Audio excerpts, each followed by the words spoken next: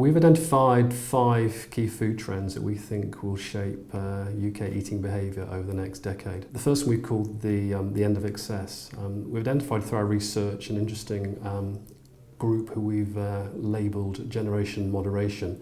Not really defined by demographic. Actually, they don't tend to be that old or that young actually, but they're defined by a certain attitude towards food. They're moderating their consumption. A third of Londoners are already teetotal. And we're seeing through quite a lot of our research that a significant number of people are actively declaring that they're cutting back on high sugar, high salt, high fat, reducing their meat consumption. So the end of excess is the first trend. The second trend we see is emergence and the use of new technology, particularly personal technology, what's sometimes described as the quantified self, the idea that we can use diagnostics, mainly through our mobile phones, to measure our exercise level, measure our consumption, but also this technology will arm us with far more information on the food we choose to buy and eat, not just nutritional information, but also its sustainability impact. The third trend, we have talked about how food will get increasingly political, as we've just seen with the decision to impose a tax on high sugar drinks. There's a definite sense that we're entering a post-laissez-faire legislative environment. The public in our research seems much more comfortable with the idea of using taxation.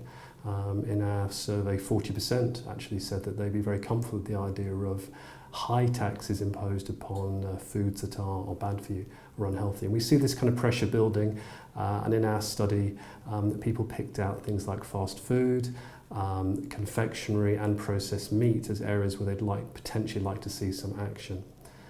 The fourth key trend is almost a redefinition of what good parenting is, and it's interesting from our research that a number of people suggesting that in 10 years' time, good parents won't be giving their children confectionery as a treat or won't be serving up sausages and hamburgers is quite significant. And the idea that society will start putting more pressure on the idea of good parenting, we see as a kind of potent trend, if you like, that's shaping things. And finally, we do think that sustainability will re-emerge as a potent interest in the UK. It's been largely dormant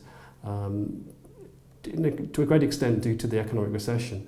But we see eating sustainably as a public act is going to become ever more important. Already a number of celebrities in Hollywood are declaring that they're vegans. It's almost become sort of trendy in Hollywood. And we do envisage how eating and changing our eating behaviour for the sake of the planet, for the sake of the environment, will become ever more potent. In our research, up to 30% of people were suggesting that in 10 years' time they would be eating less meat, and already 40% are actively moderating their meat consumption. So those are the 5 trends that we think will be shaping our food buying and eating behaviour over the next decade.